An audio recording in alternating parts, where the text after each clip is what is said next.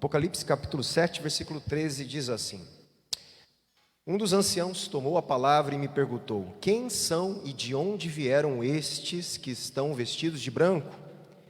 Respondi: O Senhor sabe. Então ele me disse: Estes são os que vêm da grande tribulação, que lavaram suas vestes e as alvejaram no sangue do Cordeiro. Por isso, lembra que nós falamos a semana passada? Eles só estão diante do trono de Deus, por quê?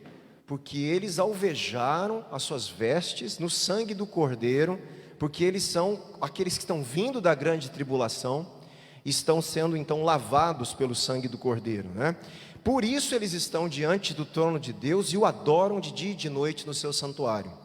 E aquele que está sentado no trono estenderá sobre eles o seu tabernáculo. Aqui, gente, quem não veio a semana passada, eu incentivo muito você assistir a aula da semana passada. Porque aqui eu fiz um pouco numa teologia bíblica do santuário e do tabernáculo, desde o Éden, passando pelo tabernáculo de Moisés, falamos, se eu não me engano, eu citei um pouquinho da oração do Pai Nosso, e Deus concluindo o seu desejo final em Apocalipse. Nós vemos que desde o Éden, Deus tem um desejo, e esse desejo vai ser alcançado em Apocalipse. O desejo de Deus colocar o seu tabernáculo, habitar no meio do seu povo. Isso é desde o Éden. E depois ele fala, nós vimos em Êxodo, vimos em Levítico, Deuteronômio, alguns profetas, o próprio Jesus como uma expressão, como eu disse, Jesus é chamado o quê? O Emanuel, Deus conosco. E Jesus ensinando uma oração pedindo que a vontade de Deus seja feita na terra como no céu. E em Apocalipse, Deus estendendo a sua casa, o seu tabernáculo, a sua tenda sobre nós. E aqui é uma das coisas que ele fala: estenderá sobre eles o seu tabernáculo. Isso nós vimos na semana passada, ok? Então eu não vou repetir, eu vou continuar daqui. Versículo 16. Aí, olha que interessante. Aqui existe uma promessa para estes que foram tirados da tribulação, lavaram suas vestes, estão diante do trono do Cordeiro. Deus está estendendo o seu tabernáculo sobre eles. Olha só, percebe a lógica? E então uma promessa agora: jamais terão fome, nunca mais terão sede. Não cairá sobre eles o sol, nem qualquer outro calor forte. Você percebe que aqui, de novo, nós podemos entender que remete ao que tinha no Éden. O que eles tinham no Éden? Eles iam ter fome no Éden? Tinha sede? Tinha hostilidade ambiental? Não tinha. O Éden era o lugar que Deus quer de alguma forma refazer, porque sempre foi o propósito de Deus, um lugar saudável, abençoado, para que o ser humano habitasse e Deus estivesse no meio deles. Sempre foi. E em Apocalipse é justamente para esse lugar que nós vamos ver acontecer.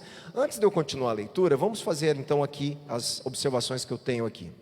Preste atenção em mim aqui na leitura, nos meus comentários. Essa próxima sessão que nós estamos lendo, 16 e 17, é de muitos modos, olha que interessante, uma expansão da promessa de Isaías 49, 10. Eu vou ler aqui Isaías 49, 10. Essa promessa, ela foi dada, gente, aos exilados lá do Antigo Testamento, Quando eles retornavam da Babilônia para Israel, Deus fez uma promessa ao povo dele que estava retornando do exílio. O que Deus prometeu? Nunca sentirão fome nem sede. Você percebe que Deus não muda de ideia. Você entende isso que eu estou falando? Deus não mudou de ideia do Antigo Testamento para o Novo. Deus mudou a aliança, Ele não mudou de ideia. Deus não mudou o seu propósito, Deus não mudou o seu desejo, Deus não mudou a sua ideia, a sua vontade. O Evangelho é eterno, a vontade de Deus é eterna. Deus muda a aliança e o jeito dele instaurar o que ele sempre quis. é modificado, não é do jeito que o povo de Israel pensou, mas o que ele vai fazer vai chegar àquilo que ele sempre quis. Isso é importantíssimo. Então, quando o Apocalipse está falando não vai ter fome e sede, isso Deus já tinha prometido tantas e tantas vezes, porque isso tem a ver com o reino de Deus. Então aqui ele diz, nunca sentirão fome nem sede. Olha o que vem depois aí, nem o quê?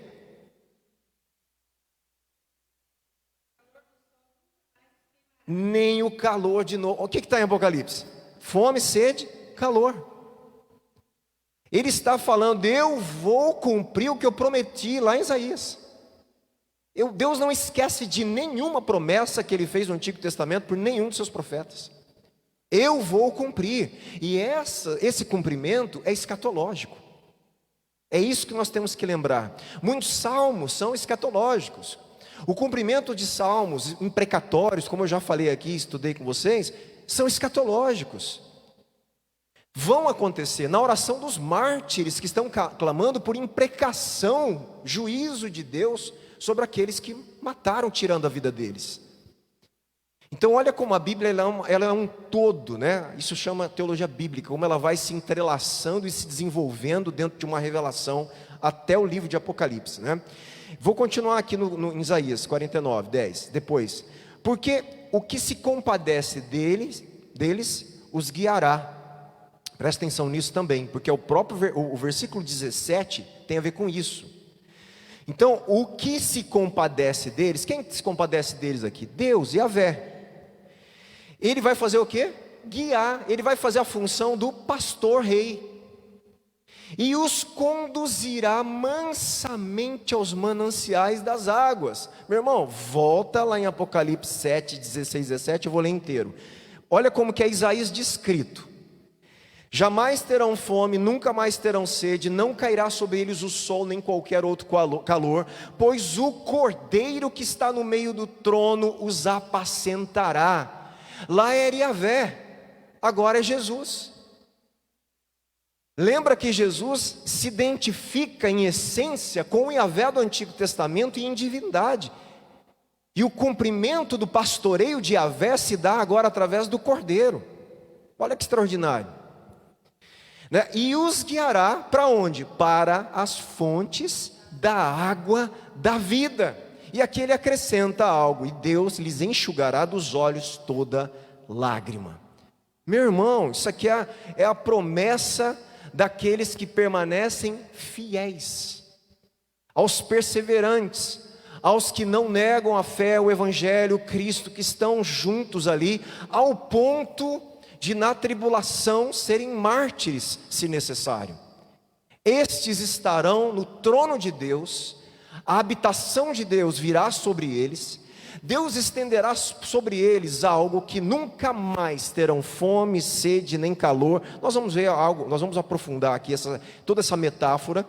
E o Cordeiro, eles serão pastoreados às águas de vida e de vida eterna. Esse é o fim, meu irmão.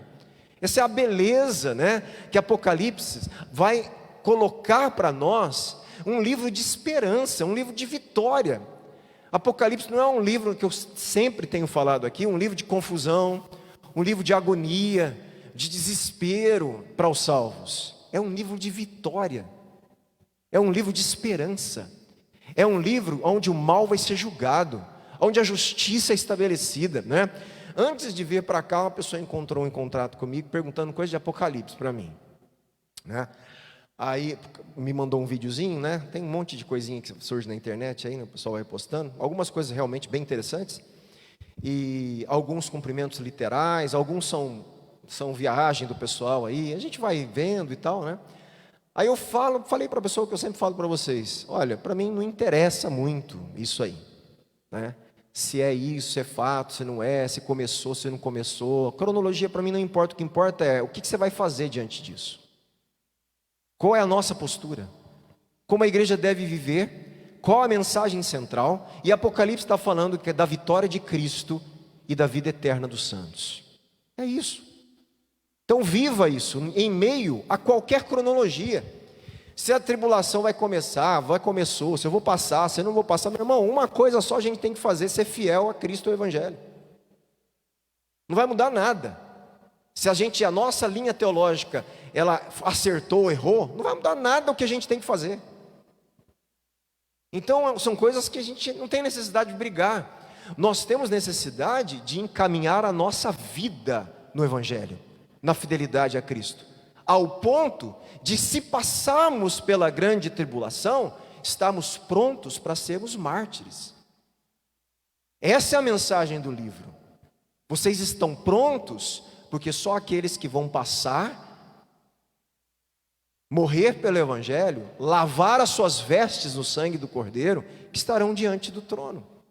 E a estes eu estendo o meu tabernáculo, a estes eu estendo tudo isso, a promessa que vai ser cumprida a esse Israel, a essa nova Jerusalém, que nós vamos ver mais à frente. Então, voltando aqui, em primeiro lugar, nós vemos aqui essa promessa: toda privação física será removida. Presta atenção, Deus promete que toda privação física será removida. Toda privação física será removida. É o que eu sempre falo, tudo isso que eu e você, como seres humanos, buscamos nessa terra, nos governos, o governo deveria ser mais justo. O governo deveria, nos dar mais possibilidade de alimento, de não ter fome. Não é assim que a gente fala? Governos corruptos têm matado seus cidadãos com fome, roubando milhões, deixando o povo passar necessidade, sendo que não precisava, em muitos países pobres. Isso é injustiça. Muitos cristãos padecendo nesses países. A igreja de Cristo, pelos governantes, pelos homens do poder que se sentem donos das pessoas e tirar as coisas delas e deixar essas pessoas morrerem. Essas pessoas vão ser julgadas. Esses reinos, esses impérios vão ser julgados. Essas privações que nós temos, as nossas debilidades físicas, em todos os sentidos, de saúde, de fome, de sede, das necessidades mais básicas, Deus fala: eu vou tirar tudo isso, isso vai passar. Não haverá mais privação física, eu estou prometendo para vocês. Fome e sede no Antigo Testamento são frequentemente um sinal de juízo, gente, de Deus sobre Israel. E eram sinalizações para Israel voltar para Deus. Se você quiser aqui, a gente acho que pode, para você entender isso. Vamos lá. Miriam, você consegue rapidinho aí? Vamos lá em Deuteronômio 28, 47. Deuteronômio 28, 47.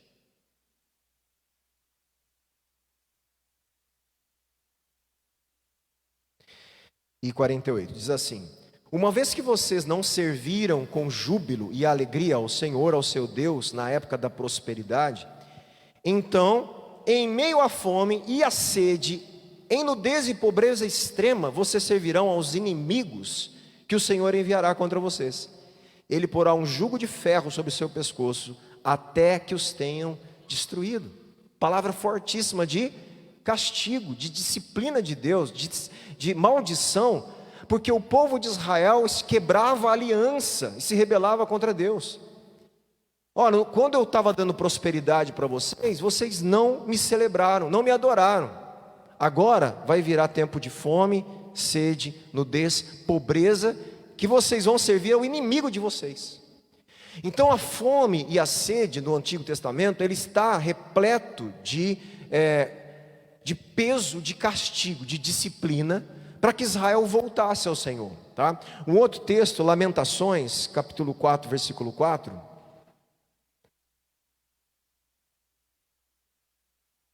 Diz assim, outra sentença ali, sobre o estado de Israel: de tanta sede, a língua dos bebês gruda no céu da boca.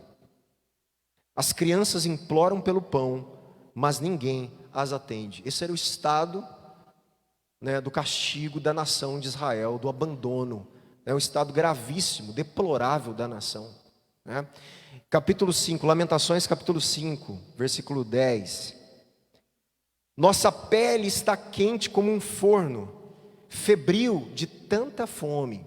Então olha a linguagem, né, de castigo, de disciplina, de juízo de Deus, conectado a essa questão da fome, sede e calor.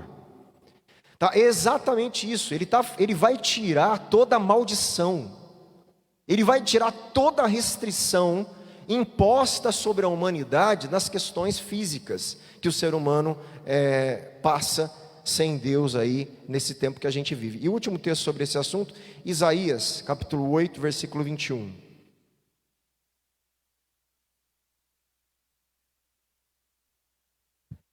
Aflitos e famintos vaguearão pela terra. Quando estiverem famintos, ficarão irados.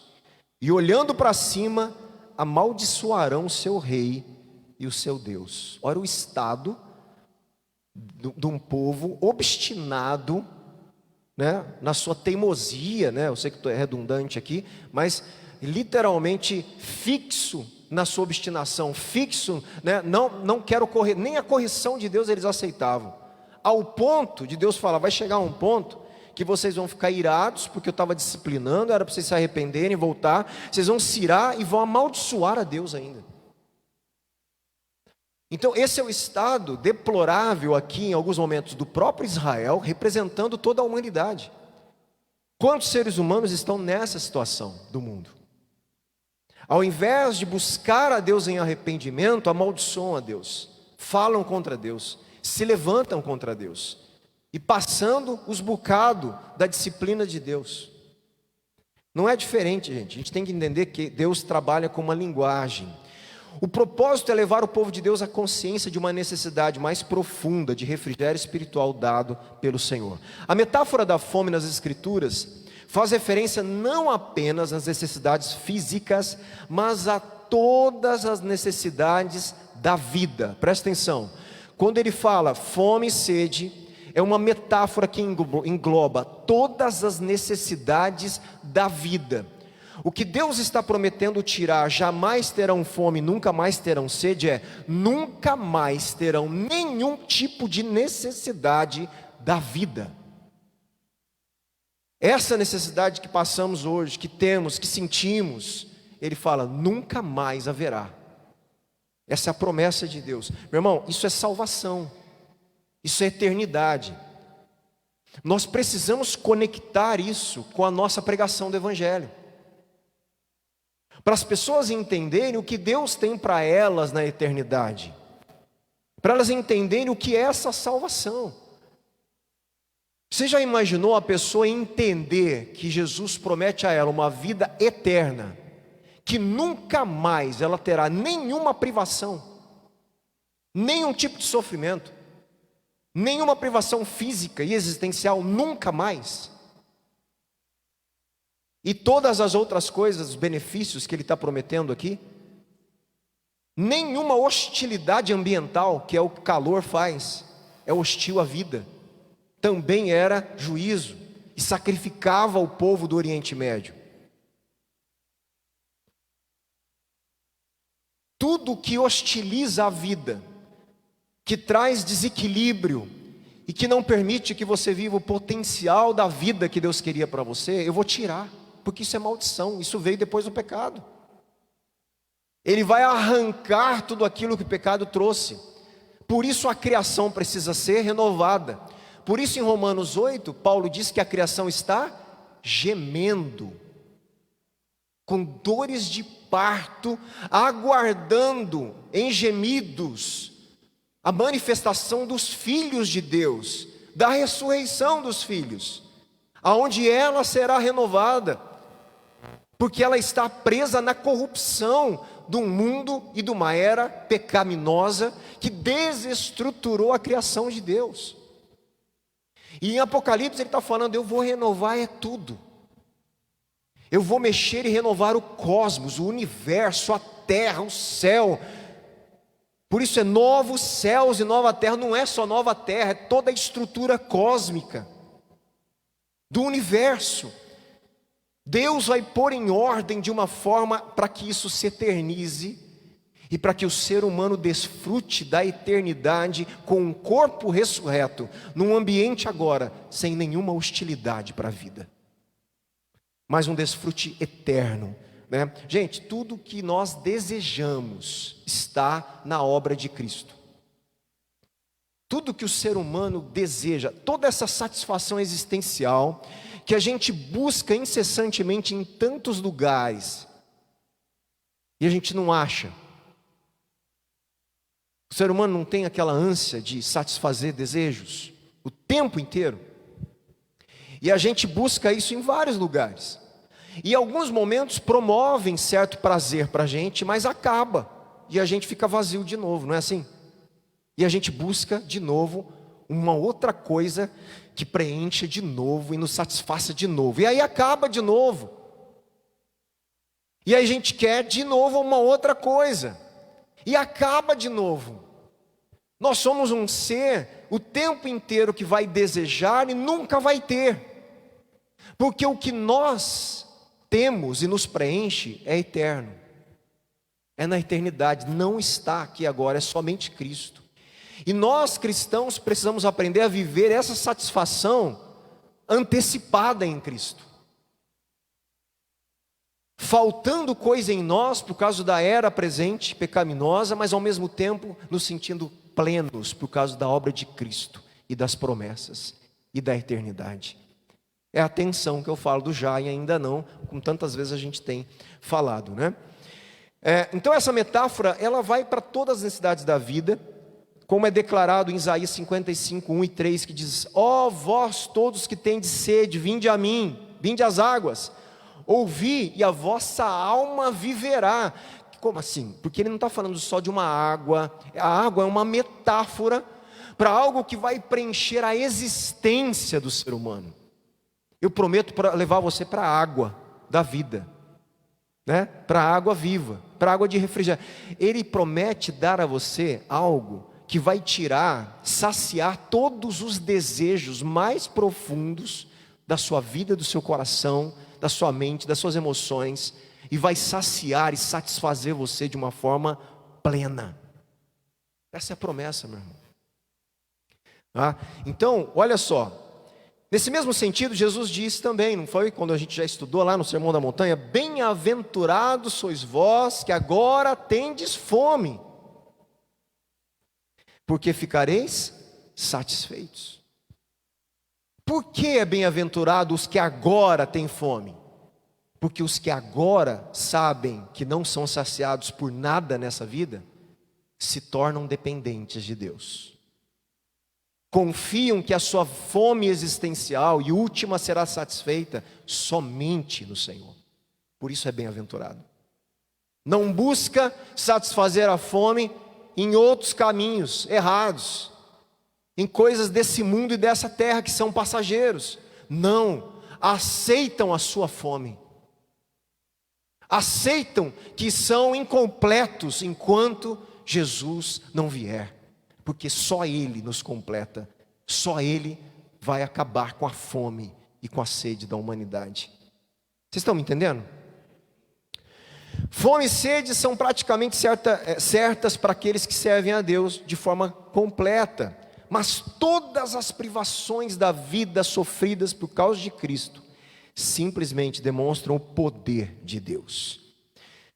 Em Apocalipse 7,16, como a gente já leu, todos os que submetem a tais sacrifícios têm a garantia de uma recompensa final, quando Deus converterá a sua fome em êxtase eterna, e o Cordeiro satisfará a sede deles para sempre.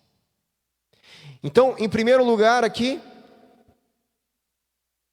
Deus promete tirar toda a privação física, amém? Segundo, Deus promete tirar toda a privação externa. Mais uma vez, baseados em Isaías 49:10, o ancião continua: nem cairá sobre eles o sol, nem calor nenhum. Gente, o clima mediterrâneo, né, daquela região, o sol, era uma imagem adequada para obstáculos naturais. E mais presente era uma realidade ainda maior no mundo judaico, pois o deserto abrasador do Sinai certamente retrata o sol castigando eles. O deserto castiga, né? O sol, ele é causticante, ele castiga o povo ali. Tá certo? Então, nada mais do que uma metáfora de calor para Deus falar: eu vou tirar também toda a privação ambiental, externa. Tudo aquilo que castiga a vida humana. Tudo, você sabe o que é tudo? Põe aí tudo: tempestades, inundações, maremotos, terremotos, tsunamis, pragas, pandemia, tudo que castiga a vida, tudo que hostiliza a vida, representado no sol causticante aqui, Deus fala: eu vou tirar. Vocês não vão ter mais ânsia interna de insatisfação, nunca mais, e nunca mais haverá nada externo hostilizando a vida de vocês. Essa é a promessa, né, de grande salvação que nós temos aí. E ele continua, versículo 17: pois o Cordeiro está no meio do trono, o Cordeiro que está no meio do trono os apacentará e os guiará para as fontes da água da vida, e Deus lhes enxugará dos olhos toda lágrima. Há uma profunda incrível aqui, gente, né? Uma profundidade incrível na imagem aqui, surpreendente, do cordeiro que vira pastor. Você percebe que aqui, é interessante aqui, há uma inversão da metáfora. Jesus é representado o tempo inteiro como o cordeiro morto que está vivo. Cordeiro. Quem que é pastoreado pelo pastor? Os cordeiros. Jesus, como cordeiro, ele ganha o poder de pastorear por ter sido o cordeiro que salvou. E a imagem agora, ela se inverte. Ele não é só o cordeiro, mas ele é o pastor. Ele cumpre o papel de Yahvé, de pastorear o povo e guiar as águas tranquilas. Essa inversão metafórica é muito interessante e acontece outras vezes aqui. Eu vou citar aqui para vocês, né? No Antigo Testamento, Yahvé que é chamado pastor de Israel, né? E agora você vai ver o cordeiro sendo chamado de pastor. Davi com certeza tornou-se a figura tipológica, né, do pastor rei. Assim em Ezequiel, Deus anuncia o futuro regente, né, davídico, o rei davídico, que pastoreará Israel.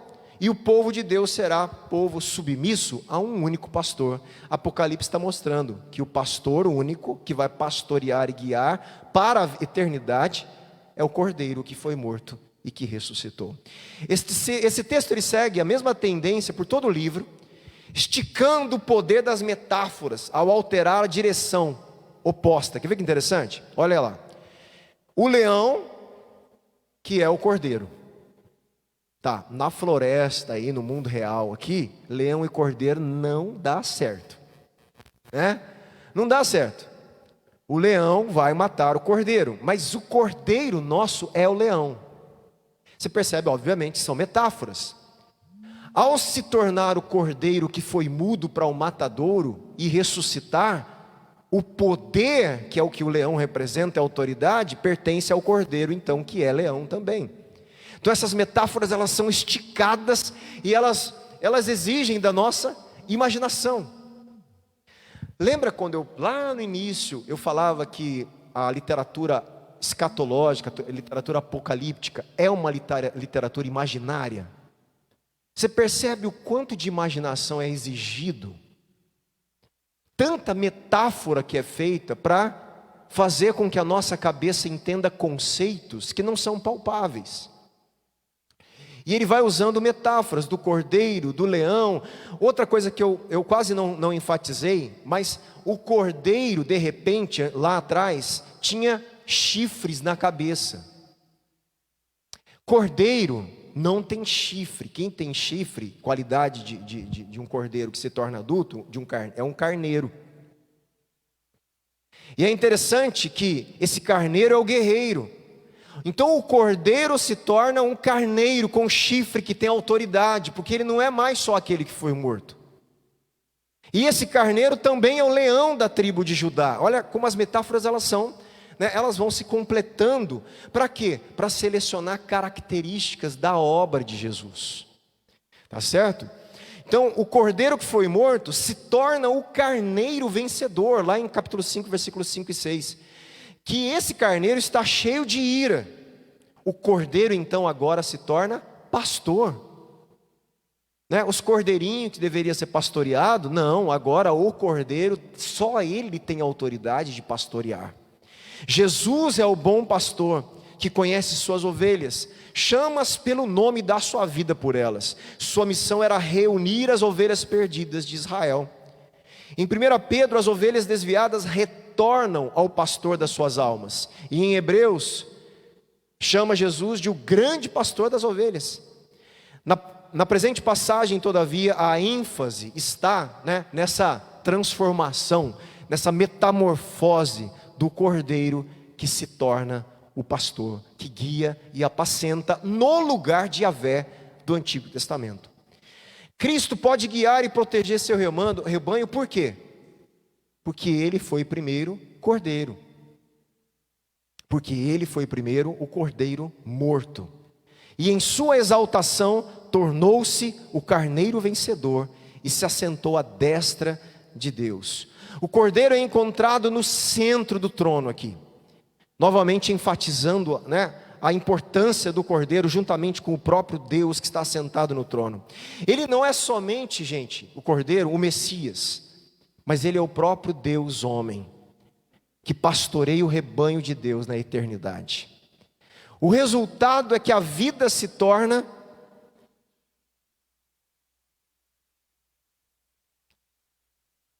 aqui, só um momentinho.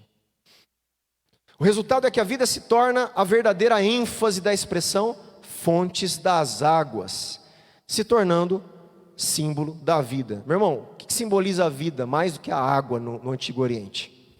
Tá?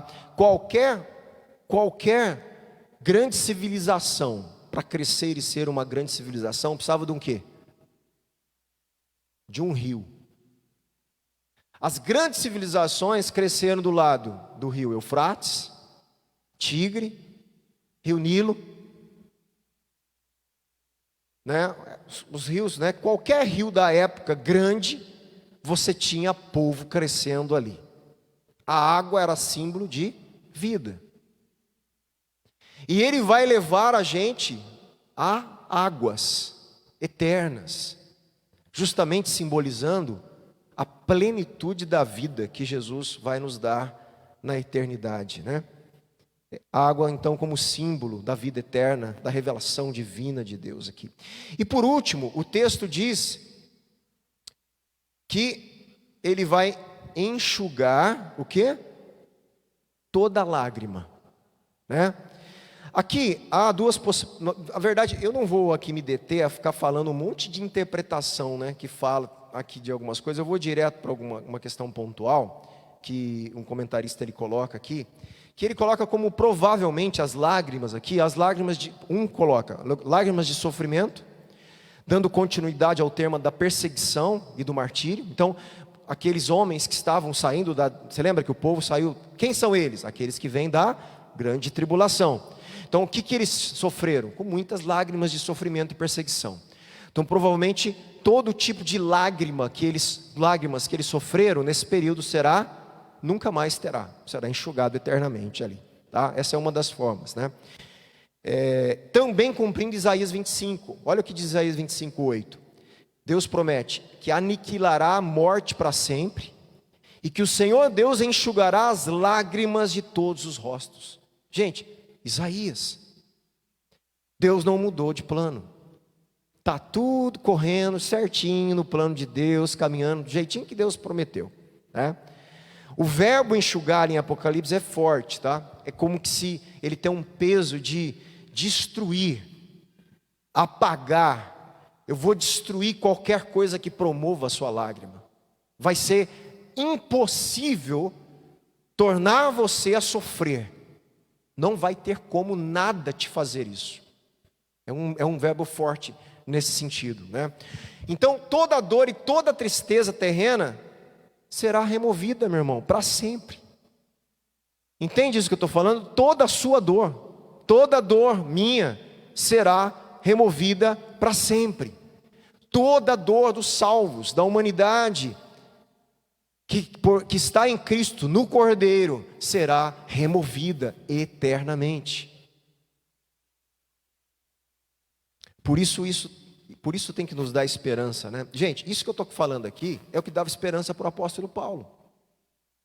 Para ele pregar o evangelho, sofrer naufrágio, ser chicoteado, ser espancado, ser preso pelo evangelho. O que dava esperança para Paulo é saber que essa perseguição não era nada diante da glória que ele teria na eternidade.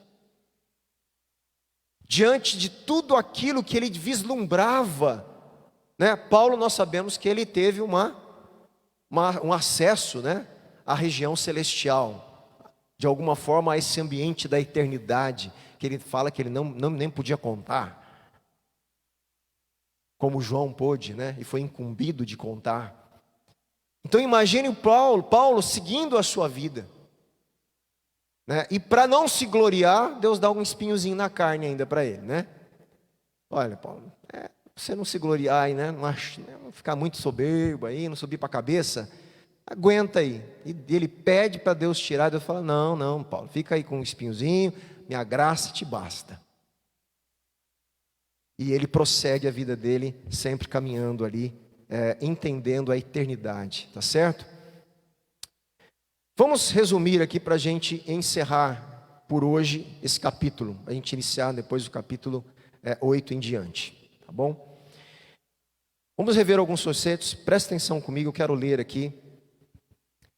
A recompensa para a perseverança, do capítulo 7, versículo 1 a 8, ela está sendo encontrada então no versículo 9 e 17, como a gente está lendo.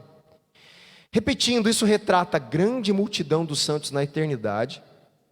Preste atenção, a grande multidão dos santos na eternidade, após terem suportado fielmente as pressões e a perseguição, e agora estão em pé diante do trono de Deus e do Cordeiro.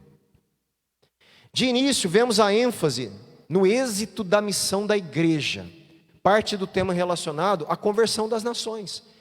Aquele monte de gente que está ali, não tinha gente de todos os povos e nações? O que isso quer dizer? Que o evangelho foi pregado em todos os povos e nações, e pessoas estavam convertidas ao evangelho. Então há uma ênfase também, que a igreja cumpriu a sua missão. Como Jesus disse, que nos últimos dias o evangelho será pregado a todos os povos, será testemunhado a todas as nações. Pessoas vieram de todas as regiões da terra para se alegrarem na salvação de Deus. Existe também promessa, como a gente viu. A promessa aqui é a de que todos os santos estarão em pé diante dele, vestido de túnica branca, de vitória e pureza, balançando ramo de palmeira, né? No sentido que é uma festa de celebração, de vitória, de triunfo, que Deus e o Cordeiro alcançaram em favor dos seguidores do Cordeiro e de Deus. Que ocasião maravilhosa, né? É o que ele coloca aqui. Ela faz todo o sacrifício presente valer a pena. Outra coisa interessante, existe um senso de adoração o tempo inteiro. Um senso de adoração o tempo inteiro. Quando estivermos em pé diante do grande trono branco, como seres viventes, anciãos, os anjos, né? E vimos todos os anjos do céu festejando conosco e louvando a Deus por aquilo que Ele fez por nós. Irmão, a cena será tão impactante que irá muito além do que a gente pode imaginar. Né? Essa sensação do trono, a gente não tem ideia, eu acredito, a gente não consegue nem ver a dimensão do que é a gente estar no trono de Deus com todos esses seres angelicais. E o que é essa adoração que vai ser prestada ali. É um negócio que a gente provavelmente não sabe nem mensurar, né? Como alguém pode ler essa passagem que a gente está lendo sem um senso de adoração e admiração reverente a Deus? Isso é uma reflexão. Como que a gente consegue ler isso e não surgir em nós reverência, temor e senso de adoração a Deus? Isso é preocupante, né? Quando a gente lê isso e o temor de Deus não invade, A reverência a Deus não invade. A adoração não invade, isso é preocupante.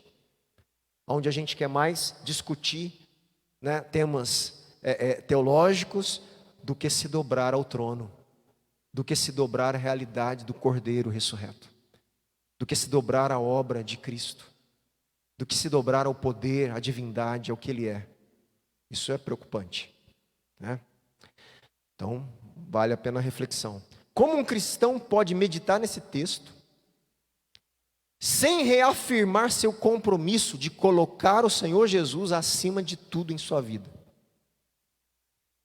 Preocupante também, se a gente lê e não reflete isso. Deus, como está a minha vida? Porque você percebe que é isso que Apocalipse quer gerar em nós. Não é discussão de data, de cronologia. É temor, reverência, expectativa, esperança, fidelidade, perseverança, pregação do Evangelho. É isso que Apocalipse quer gerar em nós. Pode qualquer realização terrena ser comparado a essa cena de uma multidão diante do trono do Cordeiro e daquele que está sentado no trono? Aí tem uma frase aqui interessante, tenta aplicar isso na sua vida e em outras coisas aqui, mas aqui é por causa dos poderosos da terra. Aqueles que sacrificam tudo e comprometem sua ética para andar pelos corredores do poder em Brasília, ou nas sedes das grandes multinacionais ao redor do mundo, precisam olhar para essa passagem de novo.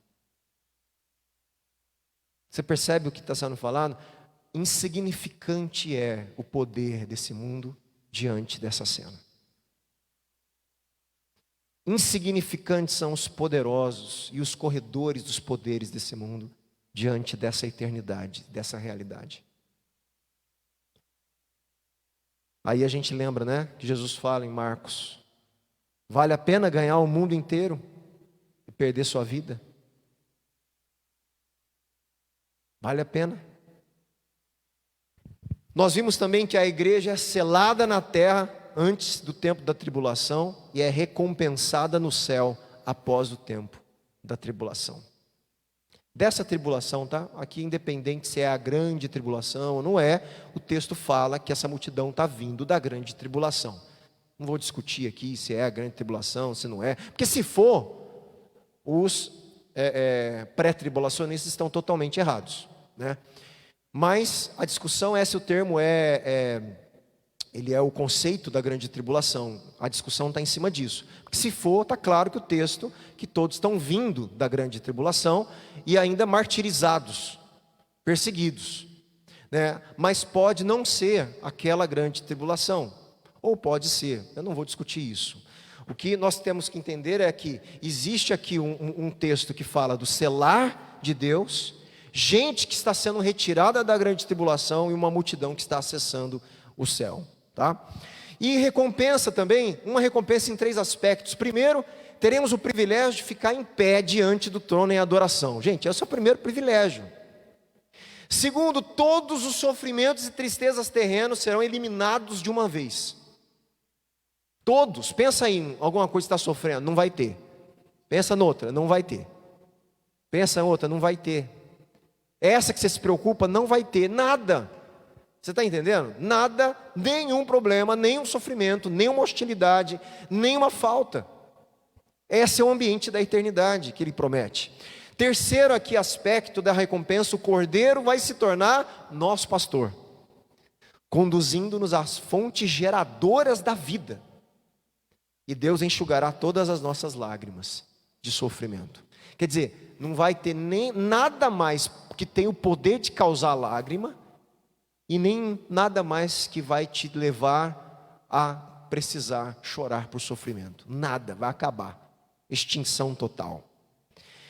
O propósito dessa sessão, então, é encorajar cada cristão a perseverar nessa vida, pois Deus nos recompensará por tudo o que sofremos por causa do Evangelho.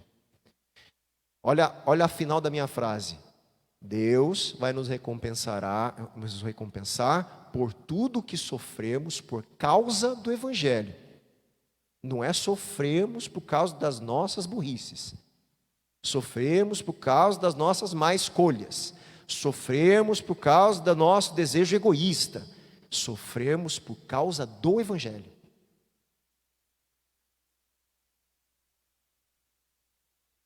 E aqui, eu vou terminar aqui. Por que sacrificar tudo por bênçãos que durarão apenas um breve tempo? Já pensou nisso? Por que sacrificar nossa vida por coisas que vão durar só nessa terra? Por isso Jesus fala, aquele que ganhar a sua vida, vai perder. E aquele que perder sua vida por mim, vai ganhar. Só que nós estamos num problema, aí eu vou encerrar aqui, fazendo já uma cutucada do tipo de evangelho de novo, que a gente vive pregando por aí, ou vive ouvindo. Nós estamos num problema muito grande. Porque o tempo inteiro o Apocalipse está nos fazendo olhar para a eternidade, para o trono, para o Cordeiro, para a fidelidade, para morrer pelo Evangelho. Estou errado ou não? É isso que a gente está lendo. E nós temos púlpitos pregando o tempo inteiro promessas terrenas, promessas terrenas, promessas terrenas, tirando as pessoas dos olhos da eternidade. Gente, nós temos um problema. Ou o Apocalipse está errado, ou quem está pregando não está harmonizado com o Apocalipse.